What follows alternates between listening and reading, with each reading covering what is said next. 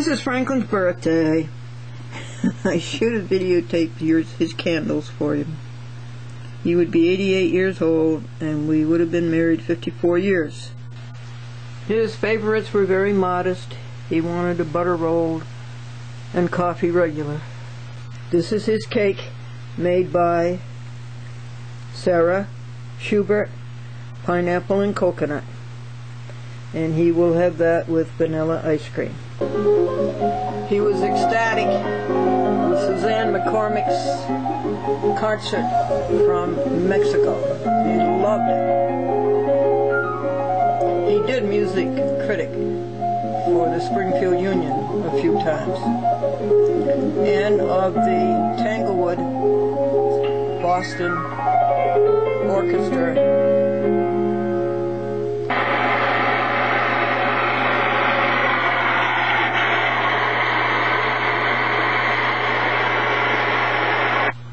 And later, he will have Wheaties and an open-faced peanut butter sandwich.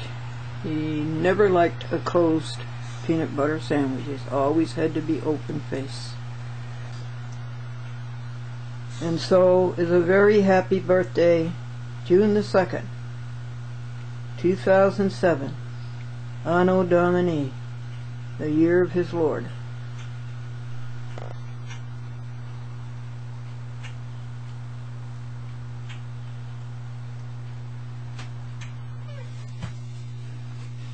Sebastian, what is it now? What?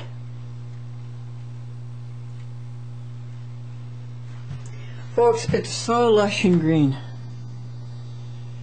We just had a superb rain that washed the earth and satiated the thirst of these huge plants.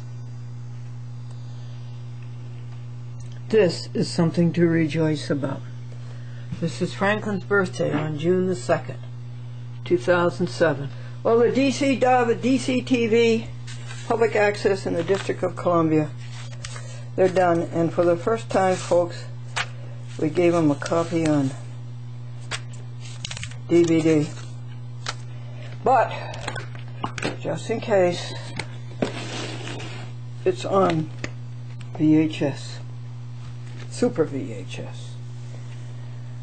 They are excellent, these programs. The story of what's happening to Estevan, the magnificent artistry of Suzanne McCormick, concert pianist, the story, well, the Hansberry story is not on there, the No Good Wood story is not on there, the McCune story is not on there, the Patrick Hanley report is not on DC TV. Well, what is on DC TV? Well, Franklin's memorial service and concert pianist Suzanne McCormick and Esta. There were a lot of stories this month, a lot of reports. The information is superb. NBC, ABC, and CBS cannot beat it. 9:30 p.m. and we're still celebrating Franklin's birthday. Let us call his niece in Utica, his nephew in Houston, Texas, and his friend in Terryville, Connecticut. The reporter was interviewing a teacher, and he says, what are the 3 things you like best about being a teacher? And she says, well, expanding young minds, shaping the new generation, developing good Americans. And then the reporter says to the teacher next to her, what are the 3 things you like about being teacher? And she says, June, July, and August.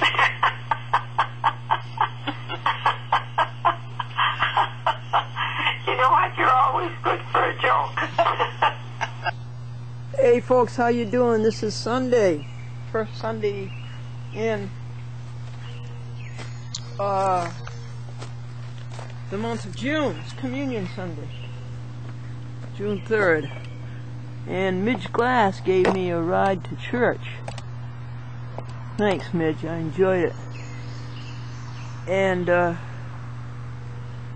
then I came out of church, and while I was waiting for somebody to give me a ride home, I said, I bet, Glendora, you don't dare go out there and stand on Route 9, or Albany, Manhattan, New York, Coast Road, and put out your thumb.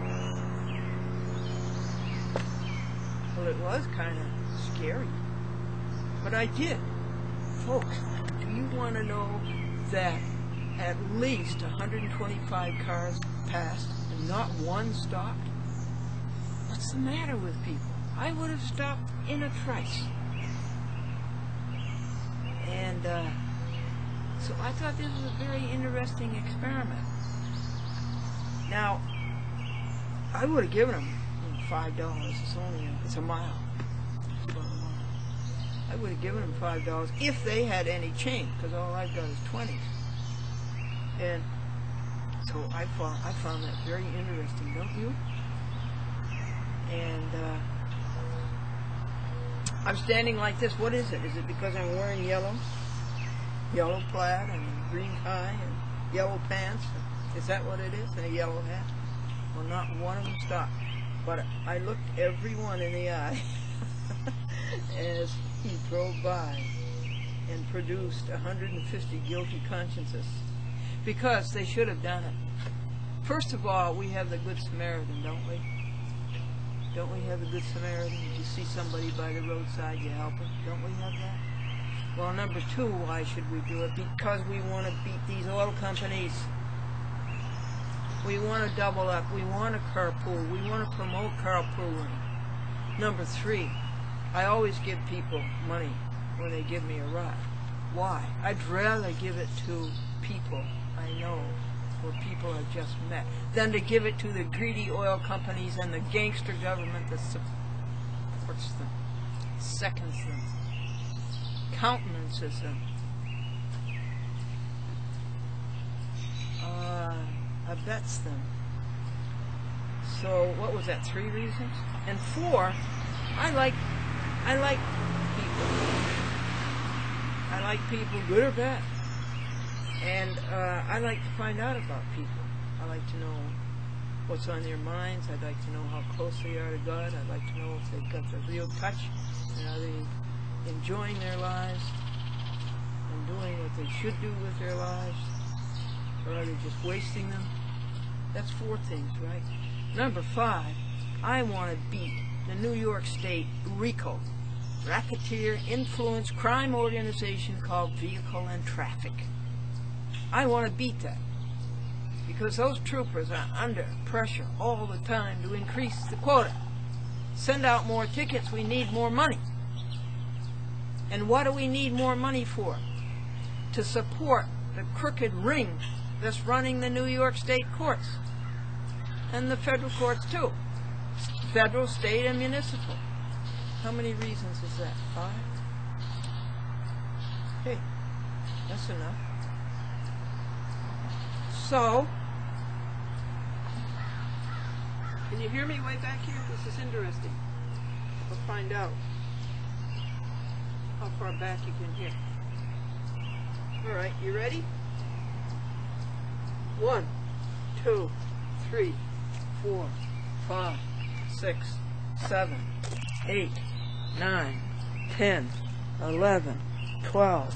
Hey, I ought to sit down and tell you some jokes. Let me move the chair a little closer to the microphone. I don't have a list of jokes on me. I'll have to do this from memory.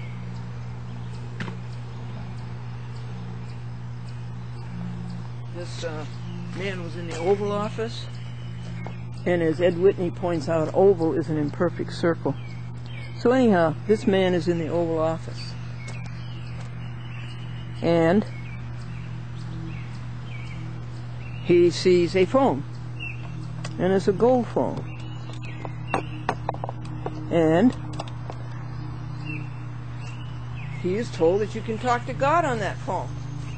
And he says, well, I'll call up God. I talked to God for 3 minutes. How much do I owe you? And they said, $300.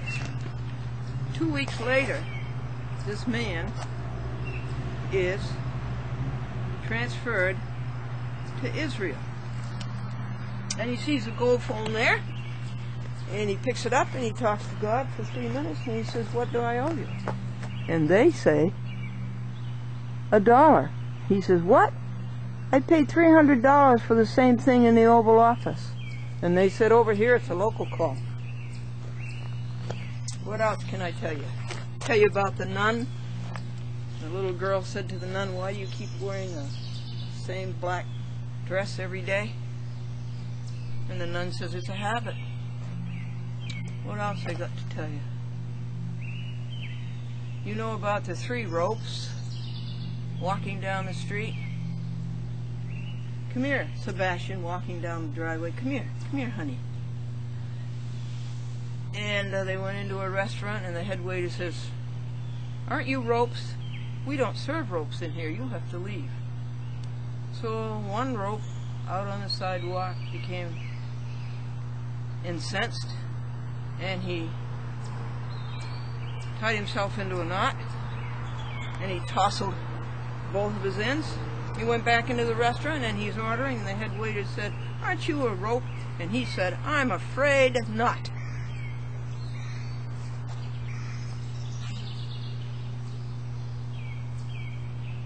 This woman was up at camp, and she was reading her book, and she looked out the window, and she saw the boat in the lake.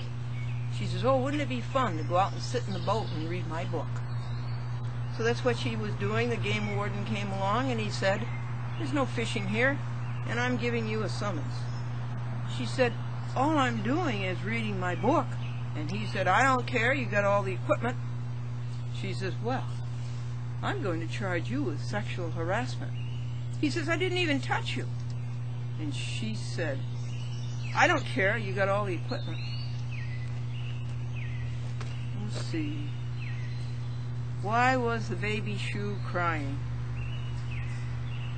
His mother was a sneak, and his daddy was a loafer.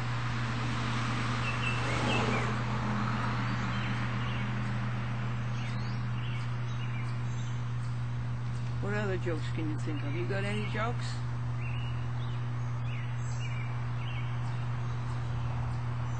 How about the doctor who said to the patient, "I have bad news and very bad news"? And the patient said, "What's the bad news?" The doctor says, "You have 2 days to live." The patient says, "What's the very bad news?" And the doctor says, "I forgot to tell you yesterday."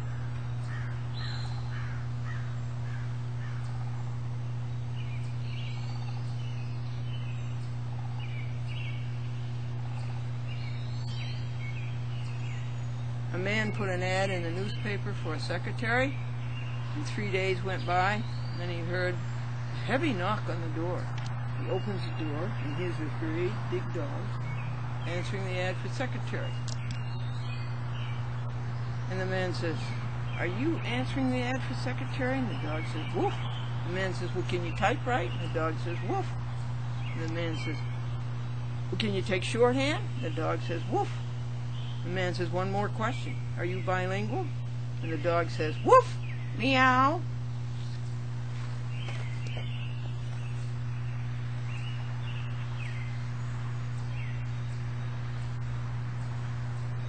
Adam is talking to God. And Adam says, "God, why did you make Eve?" God says, "I thought you were lonesome." "Oh God,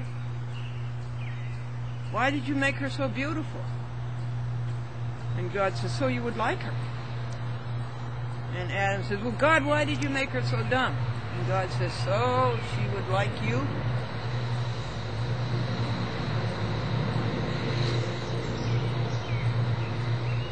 The minister took his car to be repaired, and he went back to pick it up.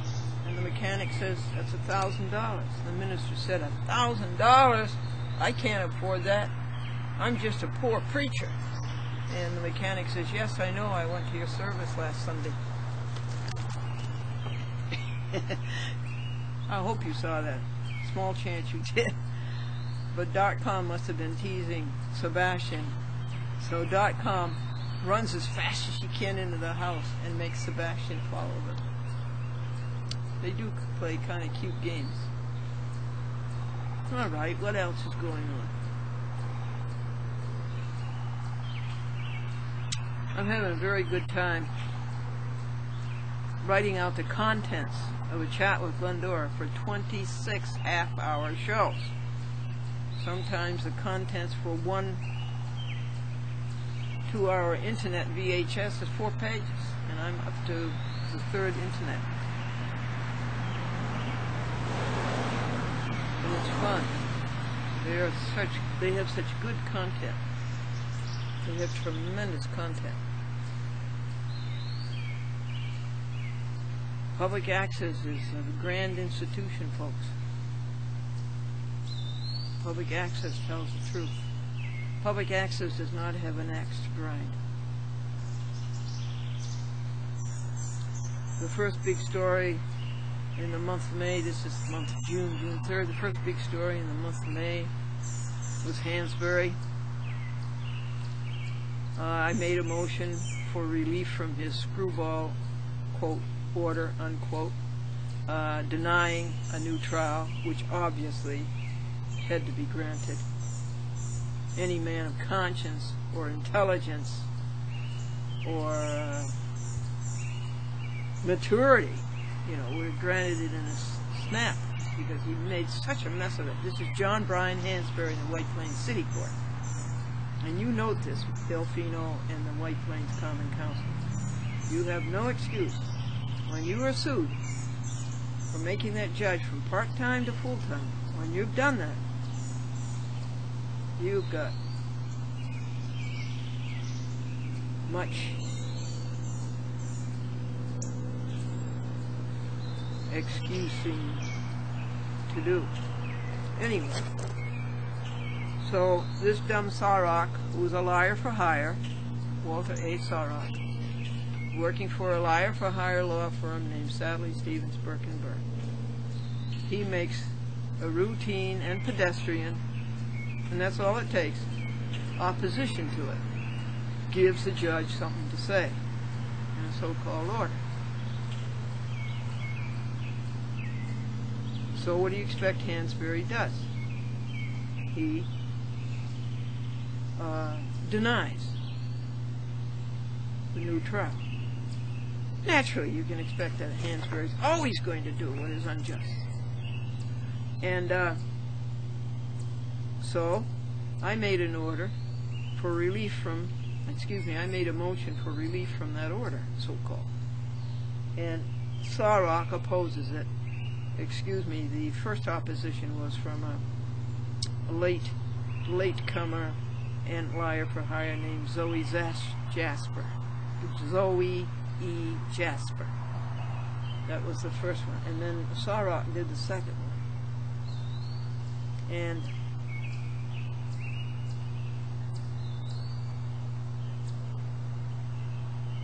so I opposed Sarok's argument against my motion for relief from Hansberry's order. I read that to you. So that was the big paper. And then the second big paper was a memorial service for Franklin F. Buell at the New York Medical College, where he donated his body, and many others did also, and I wish you would too. Call Laura at the New York Medical College. And I'll see you down there.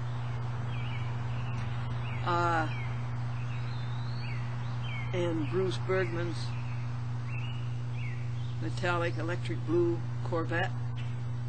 And then we went to Suzanne McCormick's house, where in her concert grand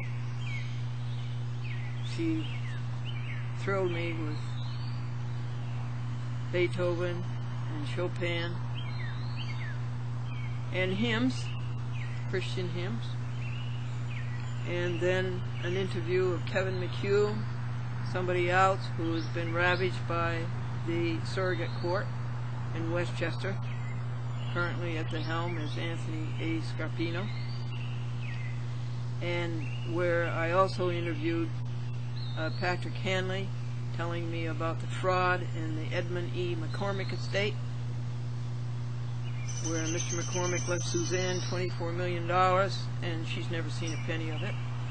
And where did it go? It's my speculation that it went to Bankers Trust, who was a convicted felon and naturally went bankrupt and was absorbed by another crook called Deutsche Bank, one of the 10 worst international bankers. They're all crooks. And then it went to my train ride. I met an interesting dog. And my train ride up the Hudson River. And then it went into Esther Varon, whose life and money and home and possessions and happiness and health and contentment and home cooking have all been taken away from her by the guardianship court in Nassau County, headed by one Gregory F. O'Connell, and a man who abhorrently has taken over Esther's life, is totally dis-American. He writes checks out of her accounts. He has all the say. It's a terrible thing that this happened in America. A woman 80 years old and rather well-to-do. They see the money, and just like the surrogate court, they cannot control themselves. They turn into avaricious beasts. And that was the next big story, whatever number. And who was the big story after that? No Good Wood. No Good Wood, who turned his back on everything great in America. Everything traditionally great in America. Committed treason, perjured his oath, disqualified himself, made himself somebody who has to step down and has to leave the bench and has to lose his job. This is by the 14th Amendment. Anybody who perjures his oath. Point 3, loses his job. Point 4, loses his pension. And I hope in this case goes to jail. They all should go to jail for what they've done to our courts. So that's the last story, and boy is that big. I think it's 8.5 hours. It's 2 or 3 internets, 2 hours each. Oh, and the final story was Doris Wallace, where these socially undesirable misfits in the Queen City Court, small claims, took away the $3,000 small claims judgment that Doris got against 4995 Sewer and Drain, who ruined Doris' bathroom, and she has never seen justice, and they took her away at $3,000 because 4995 Sewer and Drain just paid a hack lawyer to go into the courts and pay off this one, and this one, and I think it was Howard G. Lane just caved in, and then Doris didn't know anything about the appellate term and how to go to it, and it went on for a long time, and nobody helped her. An 84, 5-year-old widow, nobody helped her. And then she learned how to go to the appellate term, and she made a motion to the appellate term to file an appeal. That was late. But then, what was her name?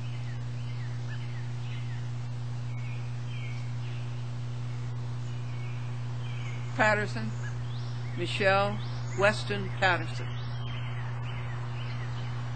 caved into the ring and did what was mean and nasty, uncivilized, unchristian, ungodly, and denied her an appeal. So I'm having fun putting together all those things, and they're going out to the internet today. Well, not today, Sunday, but ready to go tomorrow. How are you doing? Have you found your treasure yet? Do you know that God has a treasure chest for you? Are you too busy to look for it? Do you want it? Everything you're looking for is not where you're looking, but the treasure chest of God's riches. Everything that you want. It's the only way to happiness. And I felt so sorry for those 125 people who were in the car. They obviously hadn't found it. Anyhow, are you finding it? It takes time. If I tell you there's a treasure chest full of gold and happiness and joy and love and peace and applause and appreciation and success and attainment out there in those woods, you'd have to spend a little time looking for it, wouldn't you? Well, drop everything and you look for it. Spend your own time with God the first thing every morning. Count pure thoughts. All the time. And every 15 minutes rejoice. We just passed 11:15. I rejoice for church. Back up to 11 o'clock, I rejoice for communion. Back up to 10:45. I rejoice that you and I sit down together and talk and that you call me up.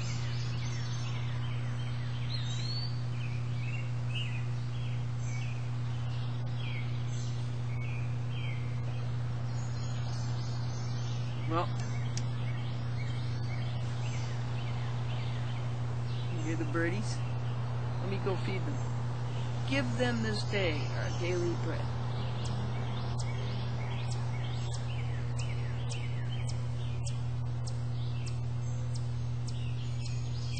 O Master, let me walk with thee in lowly paths of service free.